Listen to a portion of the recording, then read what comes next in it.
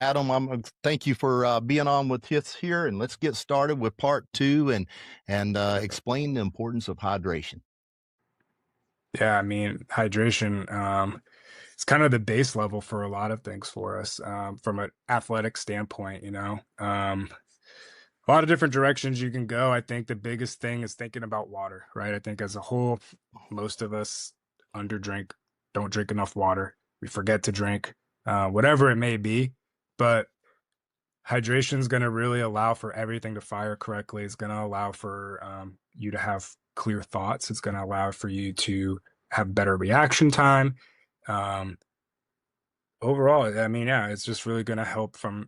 We'll dive into the cramping piece, I'm sure, in a little bit. That's another like whole topic to go through. But I think even without even bringing up cramping, like um, just from a muscle efficiency standpoint, hydration is just that baseline that's going to set you there. And I think a good example that I've always seen is like a dehydrated muscle looks kind of like beef jerky, whereas, a well hydrated muscle is going to make kind of look more like a strip steak or Yeah. something like that. Yeah, Hmm. I honestly think hydration is one of the most overlooked performance factors when it comes to nutrition. I think a lot of reasons why, Adam, especially parents that don't really understand the importance of a good electrolyte, they're thinking, okay, well, if my son or my daughter didn't cramp today, they must be hydrated. And I know you know the importance of this as well. It's not just if I cramped or not. The first sign of dehydration is it affects the nervous system.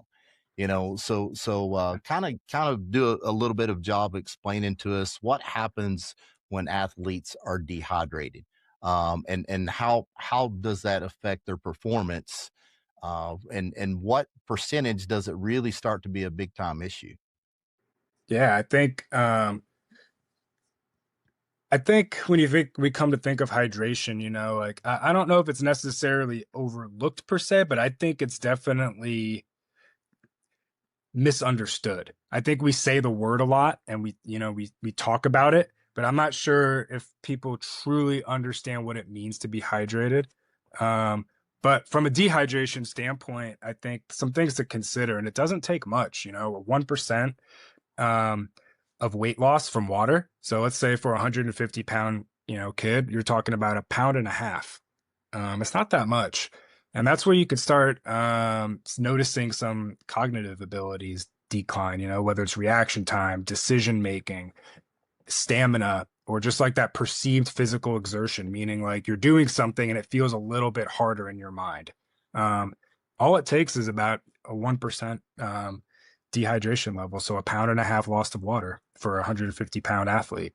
And for anybody who's been in, the Florida realm or, the Yep. 90-degree, 80% humidity, you can lose that in 10 minutes of walking around outside.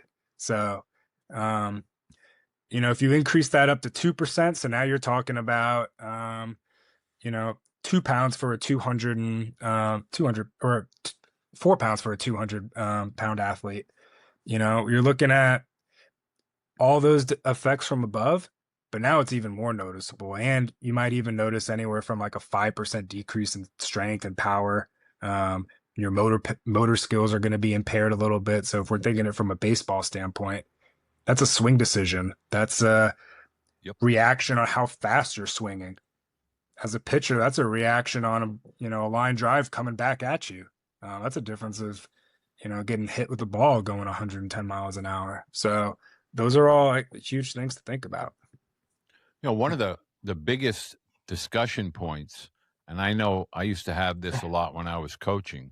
I don't think enough athletes really understand when to start thinking hydration, meaning, they think, okay, tomorrow I'm playing in a really hot environment. I'm going to get my water intake in the night before or the day of, but really it begins days and days before. So can you talk a little bit about that importance of really keeping your body hydrated on a regular basis rather than just trying to chug water down on a hot day? I love you say that because yeah, I think we hear it all the time, from whether medical staff or along the board is, hurry up, hydrate, hydrate, hydrate. And yeah, you can, you in the moment try to do an IV or something like that. But at the end of the day, like it takes a couple days to rehydrate if you were already dehydrated. Yeah, you could put that water weight back on, but what happens when you start chugging a bunch of water, you're only going to absorb so much. And that's why Right. you chug a bunch of water and you just pee out clear right away. Like it's just going through you. So the water is in you. It doesn't mean it's reaching your muscles. It doesn't mean it's reaching, the cells and properly hydrating them. So yeah, hydration is something that you got to think about daily and be part of your routine. It's a big thing when we talk to our college athletes or, our professional athletes and they start going out, and you start partying or you start drinking. That's the biggest way to kill your recovery is, Right. especially if you're playing multiple times a week or daily, you don't have time to recover like that. It could take you 2 or 3 days before you truly recover from going out like that. And you don't have time, especially if you're playing like that. So it's something that you got to just be kind of the forefront and center every day. You don't need to do anything, really wild. It's just getting enough fluids in you. I'm sure we'll talk a little bit more about getting electrolytes in you and what does that look like, and just balancing the two. Yeah. When you kind of mentioned it, but kind of explain to the audience, how does being dehydrated affect muscle contraction? I mean, what is the big thing that these young athletes need to understand? How does being hydrated make a difference? Yeah, I'll kind of tie it into cramping if that makes sense too, because Yeah. I think there's so much information out there about cramping, and I feel like a lot of it's like misnomers. The old school kind of approach is the second somebody cramps, you weren't hydrated. Are you hydrated? Drink some water. Here's electrolyte. Have this IV. Have this salt packet. And it's probably an unpopular take here, but really the short answer is like you can't really fully say what causes a cramp. There's so many things that go into it. Hydration from a water standpoint, yeah, that definitely plays a role. Electrolytes, and if we kind of go back to our chemistry days, electrolytes are just positively or negatively charged atoms. And we start thinking about salt, sodium chloride, or magnesium, calcium, potassium. Our bodies are just a giant electrical hub.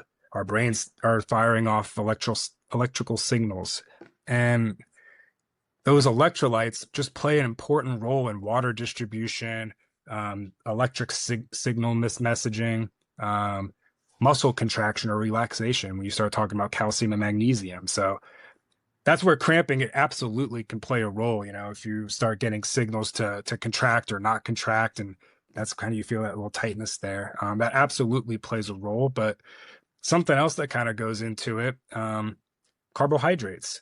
It's right in the word, carbohydrate. And getting enough carbohydrates can actually help from a hydration standpoint. Carbs hold on to water, glycogen hold on to water, which allows our cells to absorb water and stay quote unquote hydrated. And I think from like an electrolyte standpoint, you see a lot of athletes start getting nervous about certain drinks and compounds that have sugar in it. And usually what I try to say is like, that's not a bad thing. It's actually good because carbs and sugar mixed with electrolytes actually help our body absorb those. And on top of that, then we start talking into lack of sleep. That can increase your risk of cramping. A lot of physical, mental stress can increase cramping. Overtraining can increase the risk of cramping. So I just think it's important to kind of note that while hydration is extremely important and a foundation, that I think we need to move away from immediately somebody cramping and just all of a sudden say, oh, you weren't hydrated. Because then you could go test somebody and maybe they were hydrated, or their definition of solving that hydration is chug 2 things of water, like we mentioned earlier. And you didn't hydrate, you just drank water. Right. Is there any way, Adam, for parents or athletes to monitor? I was just in Arizona for 3 weeks. It was 102 degrees. I mean, they call it the furnace.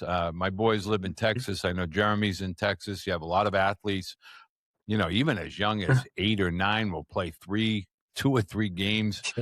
over the course of, not only 2 days, they might play 5 or 6, but any way to monitor? Is there any type of app, or is there any way for a parent to say, man, he's not sweating, or the sweat that's coming out of him, he's losing a lot of salt?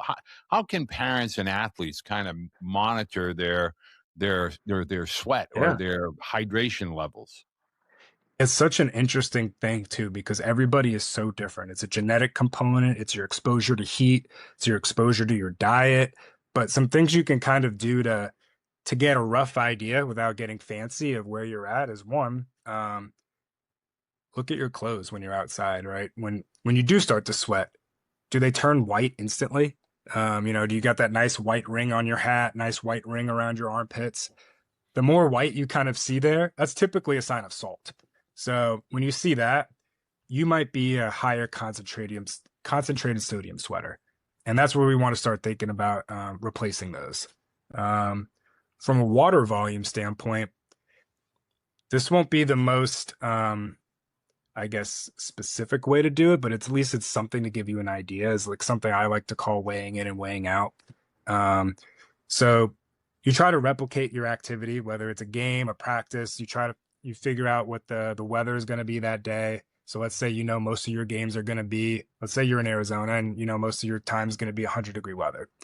You try to time your activity. Maybe it's for an hour, maybe it's for 2 hours in that 100-degree weather, and weigh yourself before you go out.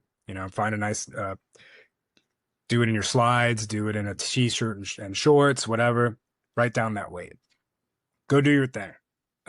When you're done, take off, your wet clothing, put on another dry t-shirt, dry shorts. Ideally, it's the same pair that you started and you changed out.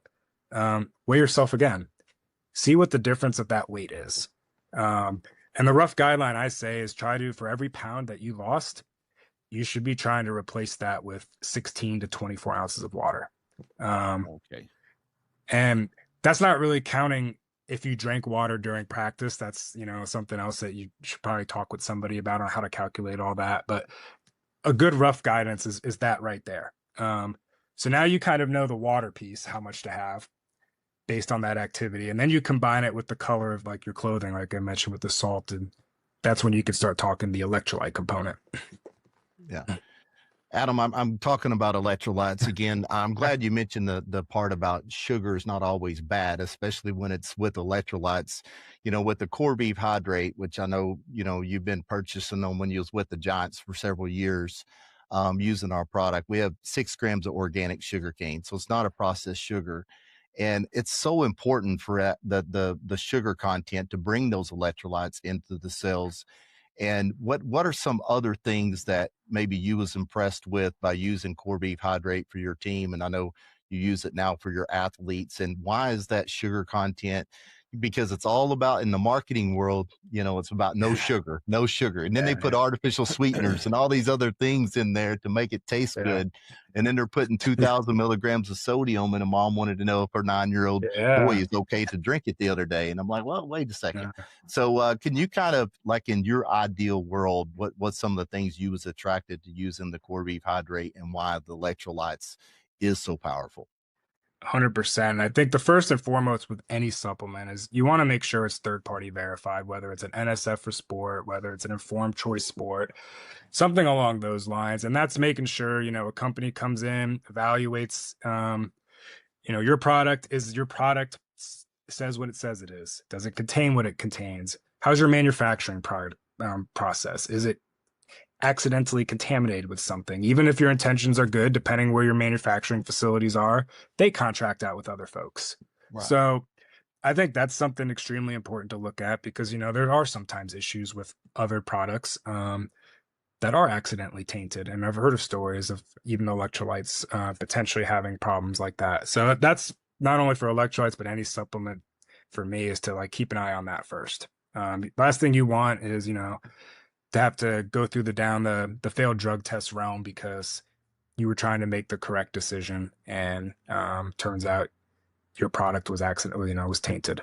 But from the hydration piece, and I mentioned earlier that I think hydration tends to get misrepresented a little bit by people. And, I think as a young age, you alluded to, you're being told hydrate, hydrate, hydrate, drink this electrolyte, 2000 milligrams for you.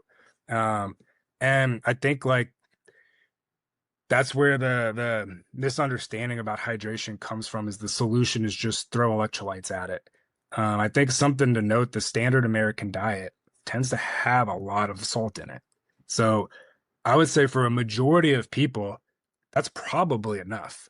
Now, when we start talking about our high performers in, aggressive climates over a standard period of time, that's when we start talking about supplementing. So I think like when it comes to like a good versus a bad product, the big thing is to think about, why are you using that product, rather than, oh, it's just, that's what you do. It's hydration or it's electrolytes. That's what I take, but why?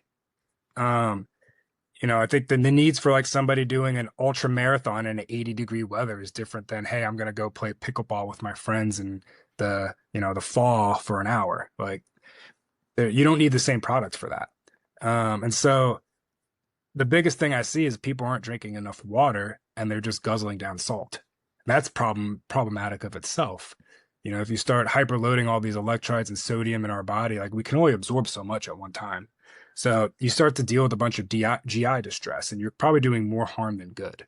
So something that I liked about Corvive was that like it's one of the products that isn't overly loaded with sodium. Like there's enough there for a good chunk of folks.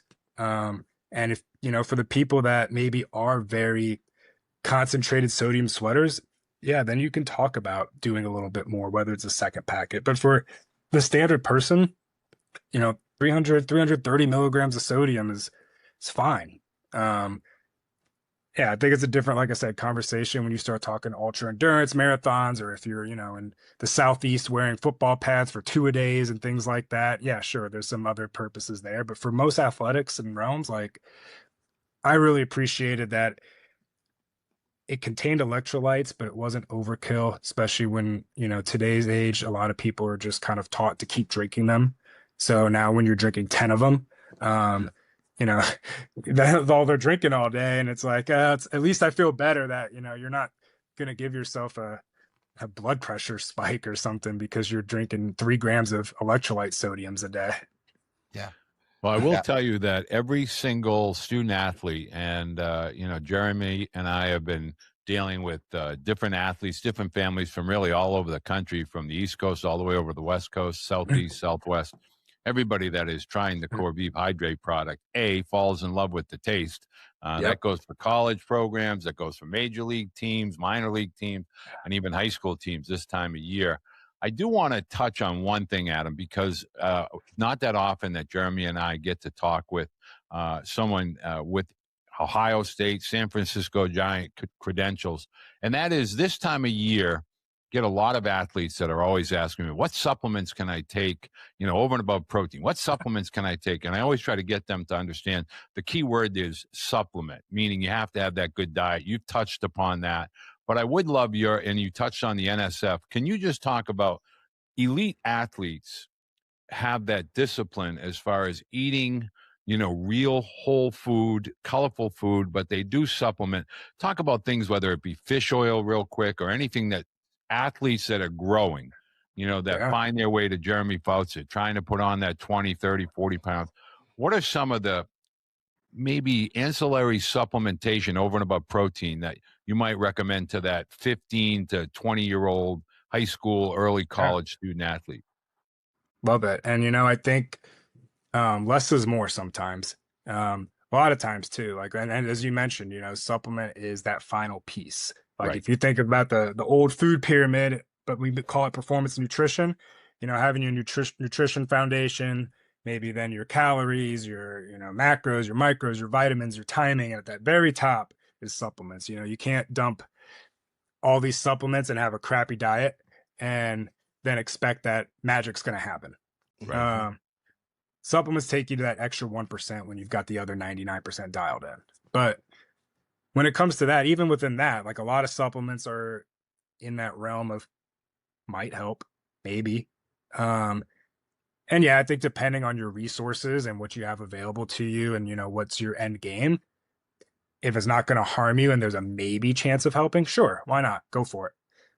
But if you're trying to just build a foundation of stuff that's like, helpful. You're on a budget. You're trying to be mindful. I think a multivitamin isn't a bad thing. I don't like to think of it as take it for, to get your vitamins, but take it like as an insurance. Just making sure you're absorbing everything. As an athlete that's under high demands, you tend to burn through a little bit of B vitamin more than the average population. So, a multi can kind of help there. Depending where you live, maybe if you have blood tests as well too, vitamin D. A lot of people tend to be suboptimal there. So a small dosage of that can be kind of helpful. Vitamin D helps from anywhere from muscle contraction, bone health, hormone levels. So I think all that, making sure you're in a normal realm of vitamin D status is great too. Fish oil, you mentioned that one. I like that one. There's, some potential heart benefits, a lot of brain health around it. And a lot of people just don't eat fish. So for people who don't eat enough of it or don't like it or allergic, well, if you're allergic to it, you got to go for like more of a vegan source. But getting those omega-3 sources is great from an anti-inflammatory standpiece. One I really think almost anybody should take is creatine. That's where I was hoping you go. There you go. Yeah, I wanted to save that one. That one to me, like there's not very many that I'm like, yeah, like you had to say pick one, that's probably the one I'm picking. There's over the last 30 years or so, there's been so much studying on it. You got it right there? Oh, yeah. There we go. Yeah. Yep. I take it every day. I know Tyler takes it every day. Yes. But it's a misunderstood. Everybody thinks it's a steroid. Yeah. And that was a whole 90s thing people thought about it. But in reality, we get it from our diet, just not at, super physiological dosage that can really help. And there's so much around it from a strength and explosion standpoint. Yeah, absolutely. But now there's so much coming out from brain health potentially, whether it's dementia, Alzheimer preventative, concussions, prevent not only concussion recovery, but it seems like it potentially may even lessen the severity of a concussion if you're taking it ahead of time. Right. There's potentially some help from a ligament tendon standpoint. There's just really no reason in my book to take it. The big misnomer around it years ago was one, it's going to make you cramp, and two, the steroid thing, and three, I'm going to be bloated. Most of those aren't true. Pretty much all that's not true. Some people hold on to a little bit of water. And if that's the case, I usually recommend like splitting up how much you take. So if you're taking 10 grams, maybe try to split it 5 and 5. If you're taking 5 grams, try to split it, twice throughout the day. And just go down on dosing a little bit. People who tend to experience the issues with bloating is a lot of times it's the people that load it, that take 20 grams to try to hurry up and get it in their system. Adding a little bit of weight from water isn't a bad thing. It's not going to slow you down. Can actually help hydrate you. So I think that's another misnomer. And everything that we see is that you're not going to cramp from taking creatine as long as you're just normally hydrated. You don't have to drink an excessive amount of extra water. Just stay normally hydrated. Yeah. Yeah, I'm sure you've read the same studies that I've been reading lately on that topic, Adam. A lot of people say that it'll dehydrate you. It's actually shown the opposite. 100%. Good creatine, regular uses. So how about any other foods that you would recommend? Obviously, I'm a big believer in core beef hydrate because I own the company and I've saw the results it's done in football teams, baseball teams. It doesn't matter the sport. But one of the things I was telling you the other day, we've got a lot of football teams in the South that's went through a whole year without zero cramps using the core beef hydrate. But I also try to teach them several days before, getting some good carbs in your diet, which we already mentioned that, but watermelon, cucumber, quinoa, different things like that. So I know we've talked about that a lot, but kind of just mention that again for these youth athletes of, yes, electrolytes is great. Yes, water is good, but those foods are really important as well. Yeah. And I think when we're talking about total water volume, like you don't have to just drink plain water. And that's what you're kind of saying there is you get water from your food. So berries, watermelon, cucumbers, all those are very primarily component is water. So those are great ways to also eat your water, I guess, for lack of a better term there. And you get some healthy vitamins, minerals, polyphenols, which can help with anti-inflammatory processes. And when we start diving into, once again, baseball being a super long season, what you want to do in season is manage any sort of stress that you can, physical, mental, emotional, and food can kind of help that. Your right choices there and avoiding those excess sources of saturated fat and trying to gear towards healthy fats like the fish oils, healthy fats like the stuff that you find in nuts and seeds, the colors that you find in fruits, grapes, red grapes, blueberries, acai, blackberries, all that stuff can help from an oxidative stress standpoint. And, like I said, when you're traveling across different time zones or on the bus for 8 hours and you're playing for 8 months straight, like every little bit helps. And that's huge. And I think just to kind of circle back on the core hydration piece, like I agree from a flavor standpoint. That was something I really enjoyed too. I've had others, and from a personal standpoint, it was a little too intense, like a little too sweet and concentrated. I really appreciated that. It was a little more, I don't say natural tasting, but it wasn't overkill. I didn't feel like I was just like I had to water it down or I had to like only use half of it. It was a little more muted. And for me, I really appreciated that. And then, combined with the contents of it played a huge role as to why we love having it. We just finished up our new flavor of sour apple, so I'll be sending you some of that pretty quick. I'm going to need some of that. I went through all my hydrated when I was in Arizona. So, I bet. Adam, I want to say thank you so much for taking the time to join Jeremy and I today. I learned a great deal, and I really hope parents and student athletes take the time, listen to the things that Adam shared with us today, as well as Jeremy. Want to let parents know Jeremy is in high demand, but I want you to know that every parent I've ever talked to, the first thing they tell me is, man, that guy must sit by his computer, because every time I send him a question, I get an answer like in 2 minutes. Like I never have to wait. So Jeremy deals with a lot of teams, a lot of athletes, a lot of parents. But I promise you, Corbeef Corp, Jeremy Fouts, you can find him on X, Corbeef Corp. You can see him on Instagram. You can also see him over on TikTok. Adam, you really helped us a lot today with regard to in-season training as well as hydration, and I appreciate you taking the time today. Thanks so much for having me. This was fun, and hopefully we can chop it up some more sometime. I enjoyed chatting with you guys. We definitely will, Adam. What is a good way for them to reach out to you on Instagram, or if you want to share your Instagram handle or your email or website? Absolutely. You can find me at CPR Nutrition or AROD_RD. That one's my personal account, CPR Nutrition. I put a lot of nutrition information on there. Feel free to reach out, connect if anyone has any questions or wants to know anything. I'll try to answer whatever I can. Man, I appreciate it, Adam. Walter, I think today was a success. I don't know which episode will bring the most value to these parents, but it's something that you and I have lived working with athletes, and I'm always excited to be on the process with you, Walter. The process, it is now becoming one of the most anticipated podcasts each and every week. Parents, continue to send us your questions. Student athletes, continue to send us your concerns and your questions. Thank you again to everyone, and we'll see you next week. Thank you, guys. Athletes, electrolytes matter, but you got to choose the right electrolytes. If you look at the sugars, 34 grams, the dyes, all the things that's not good for you in this product, this is a hype product. If you look here at the electrolytes made by Beede, that's got the right amount of magnesium, sodium, potassium, zinc, kosher salt. It's got vitamin C to help with the immune system.